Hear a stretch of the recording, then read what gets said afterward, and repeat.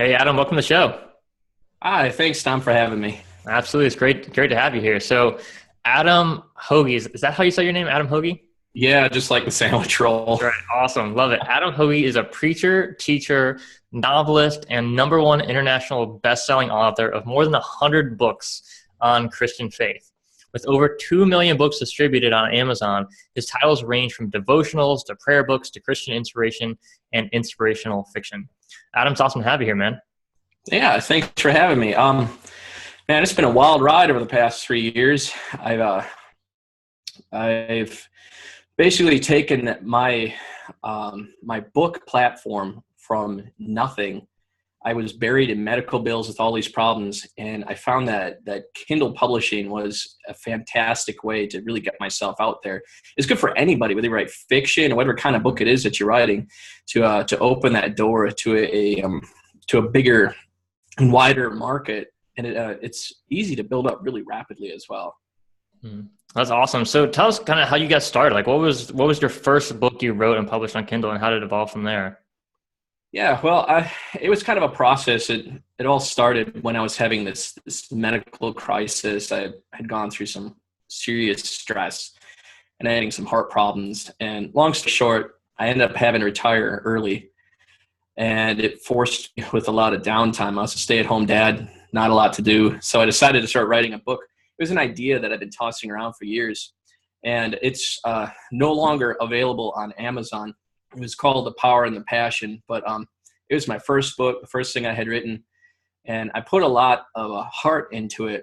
But when I finished that, I wrote another book, which was a little smaller, and it's a good thing because that first book that I put out there actually did poorly. And if that was the only book I had used on Amazon, I probably wouldn't even be where I am today. So Yeah, that's great. So what made you decide, after you published your first book and didn't really get much results, that you wanted to publish another one?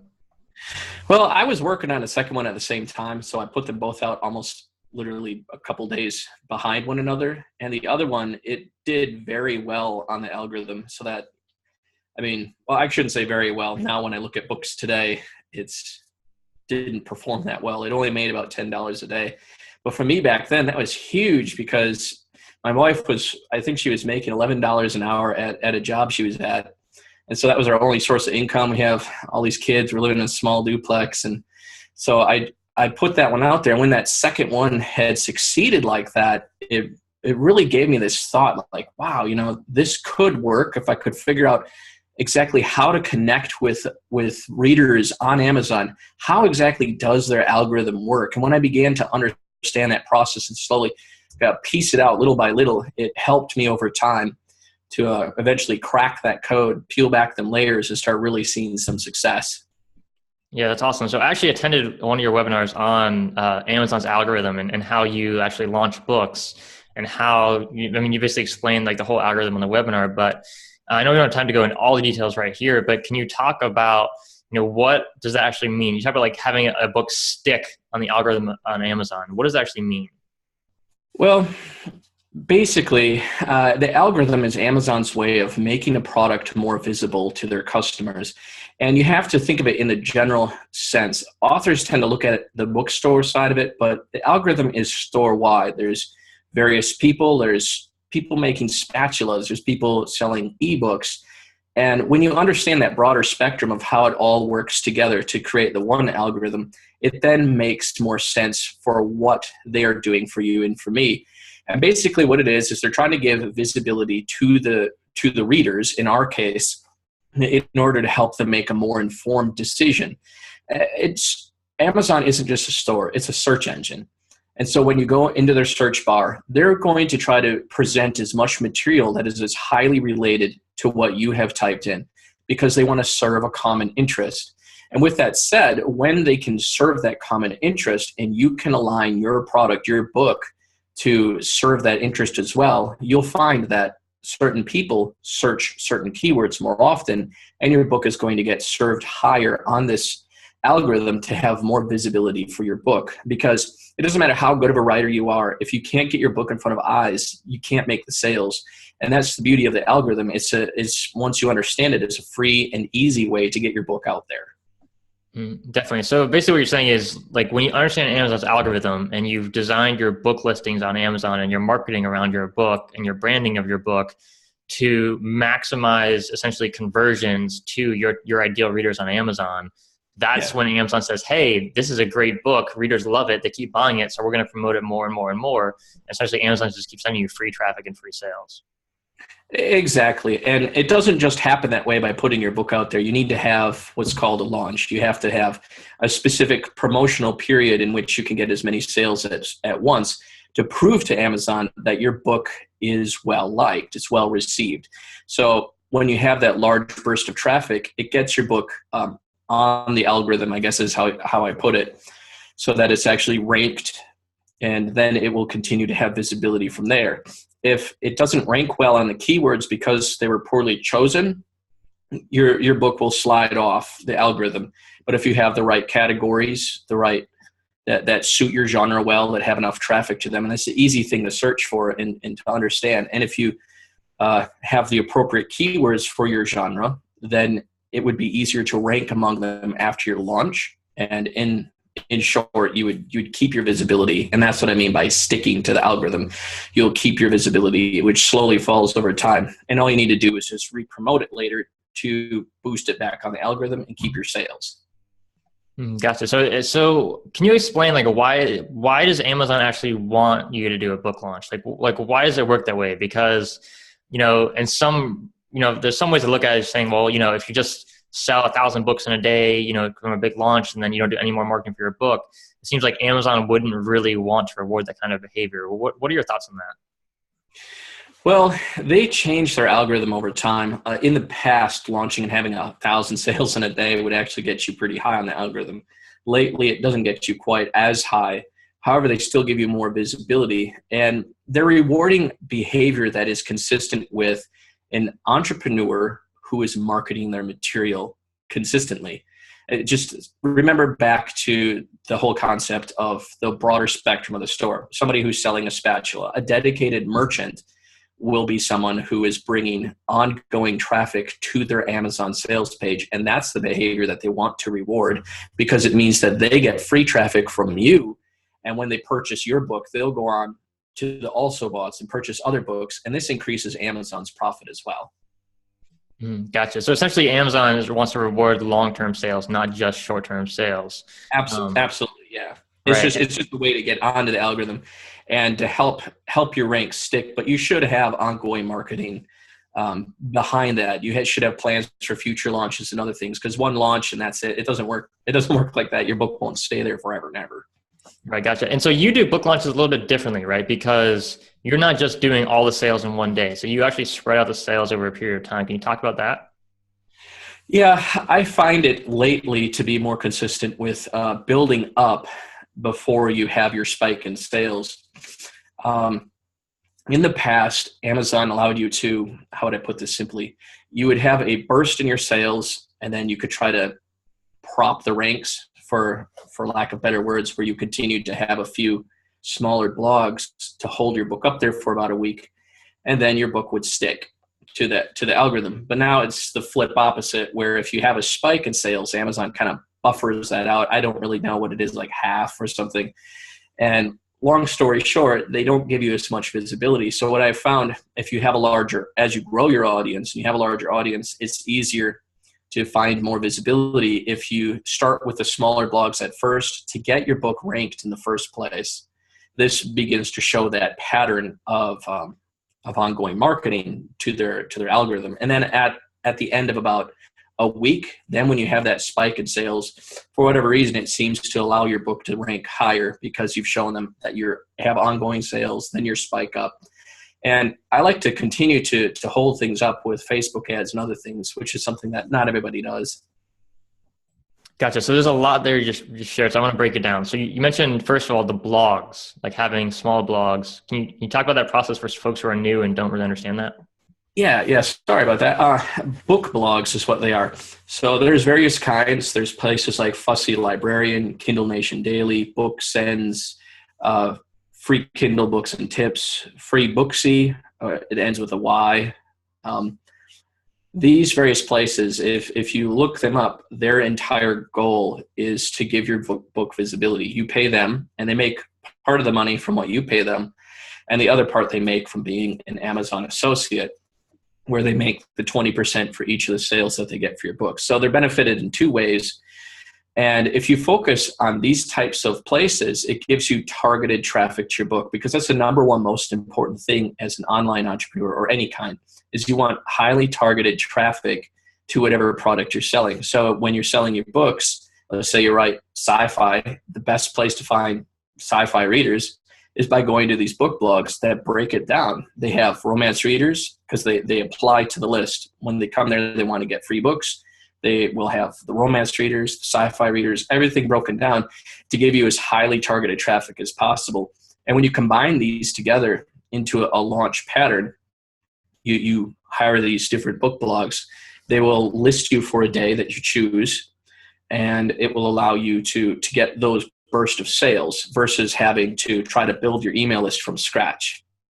And the smaller blogs are ones that tend to perform I shouldn't say perform. I should say they get fewer sales.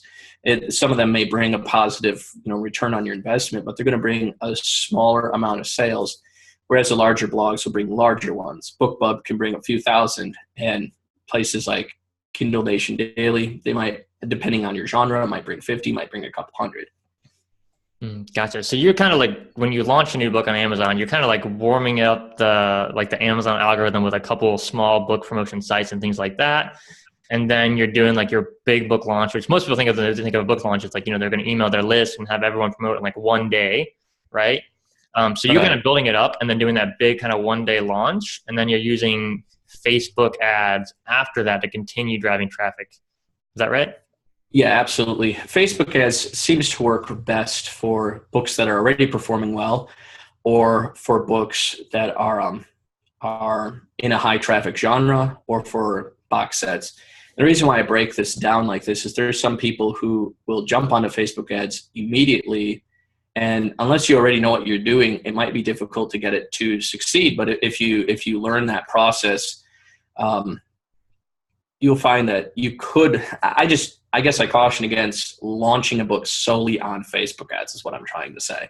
You can get them to succeed, but I prefer to launch it because the algorithm helps to bring in a positive return on investment, because you have that visibility from the algorithm after your launch, and then Facebook ads helps you to scale up that visibility, if that makes sense.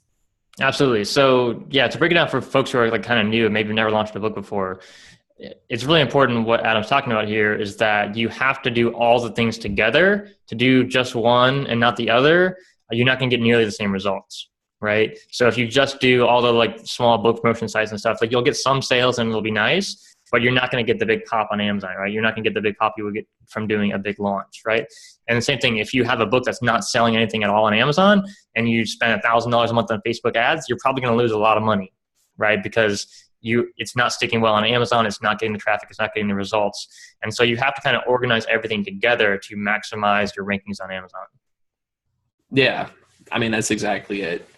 And I'm a firm believer in the 80-20, Pareto's principle. And just to break it down and make it simple, 20% of what you're going to do is going to create 80% of the results for you. So if you're a brand new author, going to book blogs, that's your 80%. That's going to make the 80% for you. The 20% you should be focusing on in the beginning. However, you want to continue to grow your brand, to grow your email list and your social media. And basically, you want to have traffic that you can control. So it's not something you're going to be able to have on day one, but your 80%, that 20% that will create the 80 will start with book blogs. And then as you grow your fan base, you're able to launch higher over time to be able to break through the boundaries that you would otherwise experience. Mm-hmm. Absolutely. Totally agree with that. Yeah, I think you're right. Like if you're a brand new author focusing on the book promotion site, it's kind of like that easy, easy to do, doesn't take much time, doesn't take a lot of money, and you're going to get some good results from it right off the bat. And I think the other thing I found too with a lot of new authors, Adam, is like until you publish a couple of books and kind of trying to figure out like who is your ideal reader and what do they really want, if you spend a whole bunch of money on marketing your first book that's maybe not as well edited as it should be, and maybe isn't like right on target with your market and isn't exactly what your readers want, you're not going to get the same results, right? Like you mentioned, you published 2 books. One of them bombed. One of them did pretty, $300 a month. Not bad, right? If you had only published that first book and promoted the heck out of that first book, you probably would not have been nearly as successful as you have been. I would have quit because I would have wasted all that money. I hardly had money to begin with. So, I mean, it all depends where you're starting. If you're a brand new author, I was buried in medical bills. I was buried alive, and I had already come out of a difficult financial situation, but I know that if I can do this, anybody can do this. It's just a matter of how you're doing it, just like you're saying. And if you try to dump all this money into stuff that you don't know whether or not it's working for you, for your books, and for your genre, it's a poor practice, because it can result, in a loss of money and that discouragement. So when I first started, I went to Fiverr to get my covers, but to make them better, I asked him, where do you get them from? He got them from Big Stock Photo. They also have Shutterstock and other places. So I went to Big Stock Photo. I found the best image I could possibly find. I handed that to him.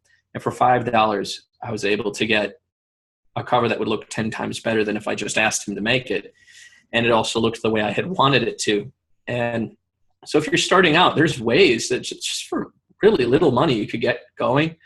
Your editing might not be there as much as you had hoped, but as you continue to push forward, make a little bit more money here and a little bit more there, you can begin to invest in yourself and invest in your books and have more to put forward toward building your brand. Absolutely. Totally agree with that.